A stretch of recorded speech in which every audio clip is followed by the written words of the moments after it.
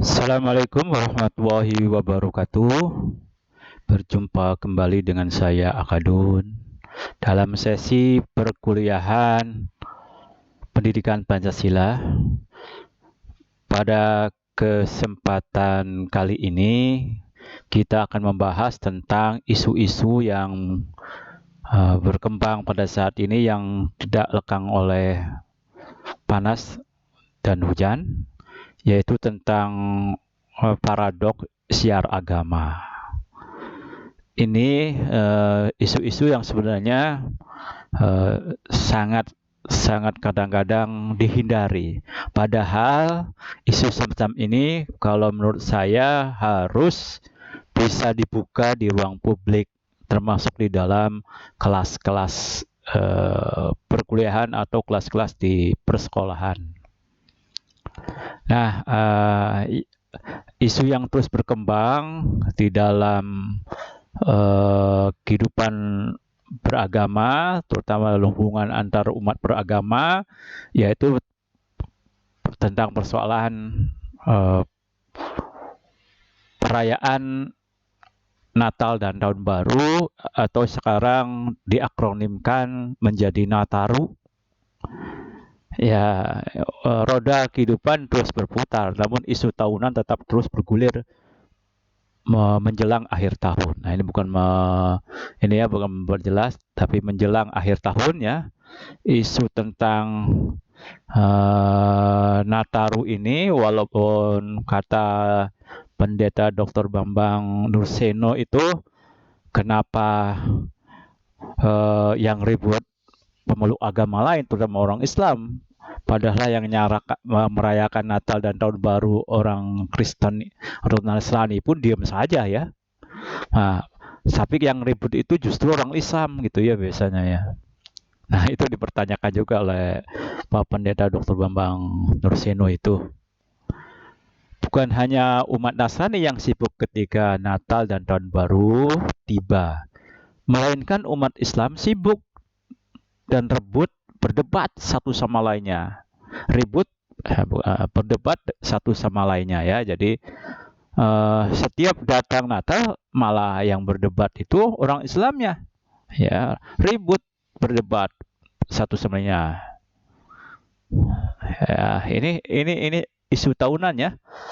Pantaskah umat Islam ribut dan berdebat tiada akhir tentang Nataru? Nah, ini ya pertanyaannya yang sangat menarik itu. Jadi pantaskah ya?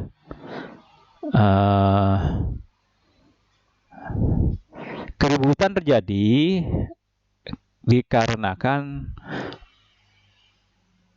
terbelahnya sikap dan tindakan umat Islam dalam menghadapi perayaan Nataru. Apalagi tahun baru ya. Biasanya setiap orang pun akan merayakannya gitu. Di satu pihak terdapat sikap dan tindakan umat yang merayakan atau mengikuti perayaan Nataru. Tindakan sebagian umat Islam mengikuti atau bahkan merayakan Nataru merupakan toleransi kebablasan. Itu menurut satu pihak yang lain. Di pihak lain, banyak umat Islam tidak mengikuti perayaan Nataru dan mengharapkan umat Islam lain gitu ya, tidak ikut merayakan Nataru. Bahkan tidak sedikit umat Islam mengharamkan umat Islam memberikan ucapan selamat Nataru. Jadi mengucapkan selamat Natal dan Tahun Baru pun mengharamkan itu sebagian Muslim itu. Salutnya, sikap dan tindakan umat Islam tersebut memiliki istihad dan dalilnya masing-masing, sehingga polemik berkepanjangan dan kontroversi terus berjalan. Selayaknya antar umat Islam lebih mengedepankan toleransi antar umat, lebih menghargai istihad orang lain. Nah, mengapa ini perdebatan itu terus berlanjut? Ya, ini pada dasarnya persoalannya itu di masing-masing agama itu ada model syari agama itu yang sifatnya ekspansif. Semasa kecil Ya, saya penulis biasanya menunggu-nunggu datangnya hari Natal. Ya, ini saya ceritakan saja. Saya setiap Desember itu nunggu itu Natalan itu. Setiap Natal tetangga saya yang beragama Nasrani merayakan Natal.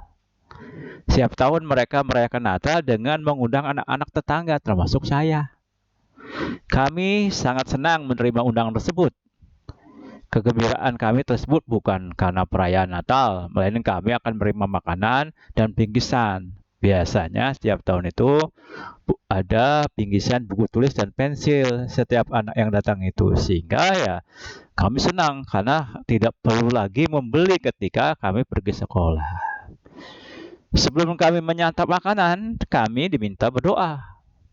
Kami tentu mengikuti saja doa yang dilakukan oleh tuan rumah. Padahal saya waktu itu nggak ngerti apa-apa. Tuan rumah berdoa dengan keyakinan Nasrani. Kami diminta mengikutinya. Cerita perayaan Natal umat Nasrani di kampung saya tersebut mengindikasikan betapa ekspansifnya syiar agama Islam. Story tentang ekspansifnya syiar agama Nasrani bukan barang baru. Majalah atau media stensilan yang sering memberikan bagaimana kristenisasi di berbagai daerah, terutama di Jawa Barat, itu terjadi di Majalengka, Kuningan, Cirebon, Indramayu, Sukabumi, dan Cianjur. Kristenisasi dengan modus operandi fasilitasi pengobatan, pemberian sembako, yang terkenal itu dengan mie instan ya biasanya, perkawinan, dan pemberian izin dan lain-lain, model-model yang lainnya. Apakah perbuatan mereka itu salah? Dalam keyakinan umat beragama, tindakan mereka bukanlah perbuatan salah, tetapi perbuatan yang menurut firman Allah. Pengabaran Injil kewajiban setiap iman Nasrani.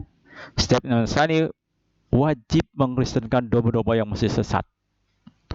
Demikian juga setiap Muslim wajib melakukan syiar Islam. Syiar Islam dipandang sebagai suatu kebajikan, bahkan kewajiban. Teranyar terbongkarnya aksi kristenisasi di Car Free Day Jakarta, di mana terdapat aksi pembagian biskuit, kalung, dan bacaan tertentu yang menyiratkan seorang sedang diarahkan untuk agama tertentu.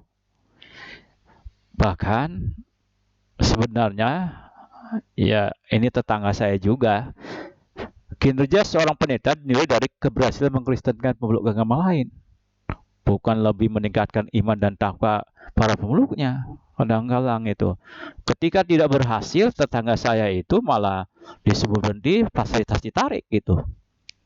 Demikian juga seorang ustadz akan bangga apabila mengislamkan peluk agama lain. Bahkan di kalangan umat Islam gitu akan merasa takjub dan senang jika terdapat mualaf. Ekspansisme syiar agama sungguh paradok dengan ajaran toleransi. Setiap agama mengajarkan untuk menghormati pemeluk agama lain, atau paling tidak mengganggu kehidupan pemeluk agama lain di dalam menjalankan ritual keagamaannya. Di lain pihak, agama juga mendorong umatnya untuk mendakwakan agamanya kepada umat manusia. Nah, itu paradoknya di situ. Nah, situasi yang semacam itu ya, tentang syiar agama yang dilakukan oleh para pemuka agama itu kepada umat agama lain, itu harusnya didialogkan antara umat agama itu. Harus ada dialog pemuka agama itu, jangan macam-macam, udah aja khusus itu, karena itu yang rentan harusnya dialog gitu ya. Nggak boleh model lagi kristenisasi atau islamisasi yang dilakukan dengan berbagai cara seperti tadi fasilitasi. Demikian juga orang Islam, jangan melakukan islamisasi kepada mereka yang bukan agama Islam gitu kan.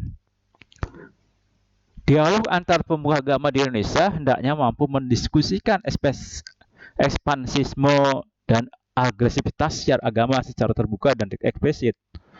Ruang-ruang publik seperti media massa dan media online dapat membahas isu panas seperti syiar agama ini tanpa berperang urat saraf. Tuh, nggak perlu gontok-gontokan. Gitu. Di tembok-tembok kelas di tingkat persekolahan, apalagi di perguruan tinggi, dia diseminasikan, diulas, didiskusikan tentang siar agama tanpa saling mencurigai. Cuma satu tujuannya, agar tidak ada dusta di antara kita dan keharmonisan dalam kehidupan berbangsa bernegara. Negara sebenarnya sudah memfasilitasi bagaimana caranya agar terjadi keharmonisan antar pemeluk agama, yaitu dengan surat keputusan bersama atau biasa singkat dengan SKB. Pemerintah mengelola agresivitas siar agama ini dengan mengeluarkan surat keputusan bersama Menteri Agama dan Menteri Dalam Negeri nomor 1 tahun 1979 tentang tata cara pelaksanaan penyiaran agama dan bantuan luar negeri, maksudnya kepada lembaga agama di Indonesia. Dalam SKB tersebut mengatur larangan penyebaran agama kepada orang yang sudah beragama. Nah, itu sudah jelas itu sebenarnya ya. Nah, apalagi di SKB itu dalam pasal 4 SKB tersebut dinyatakan nih, pelaksanaan penyiaran agama tidak dibenarkan untuk ditujukan terhadap orang atau kelompok orang yang telah memeluk atau menganut agama lain dengan cara pertama, menggunakan bujukan dengan atau tanpa pemberian barang, uang, pakaian, makanan, dan atau minuman, obat-obatan, dan bentuk-bentuk pemberian apapun lainnya agar orang atau kelompok orang yang telah memeluk atau menganut agama yang lain berpindah dan memeluk menganut agama yang disiarkan tersebut.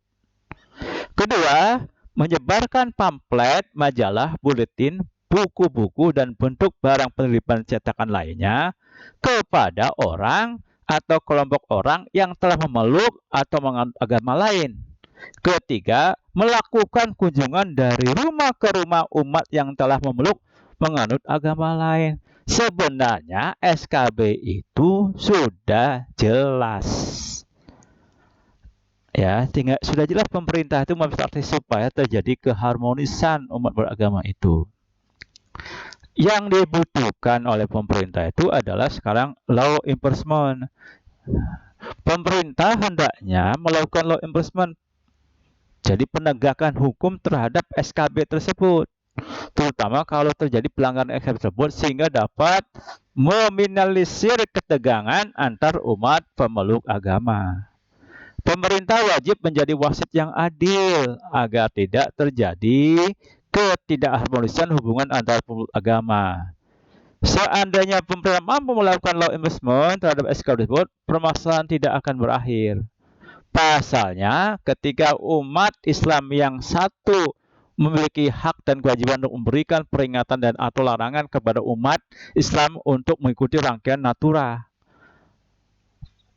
Tidak ada larangan dalam SKB tersebut, ya karena yang dilarang itu ke pemeluk agama, tapi kalau pemeluk agama sendiri, satu agama boleh, misalkan umat Islam, misalnya mendakwahkan kepada umat Islam lain supaya jangan ikuti perayaan Natal, karena menurut kelompok ini Natal itu adalah toleransi kebablasan.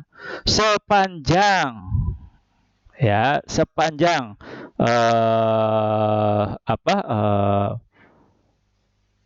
perayaan itu merupakan bagian dari satu nih siar agama tertentu, terutama agama Kristen gitu, atau bahkan merupakan ritual keagamaan dari mereka, jelas ini ada larangan bagi umat Islam.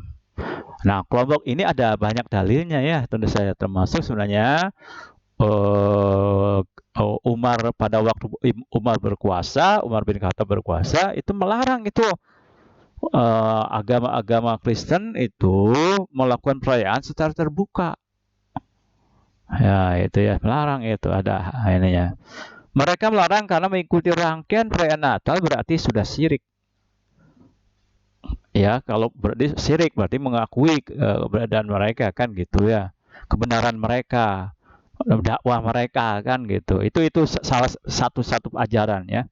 Demikian juga mengucapkan selamat Natal dan Tahun Baru sudah dikategorikan syirik.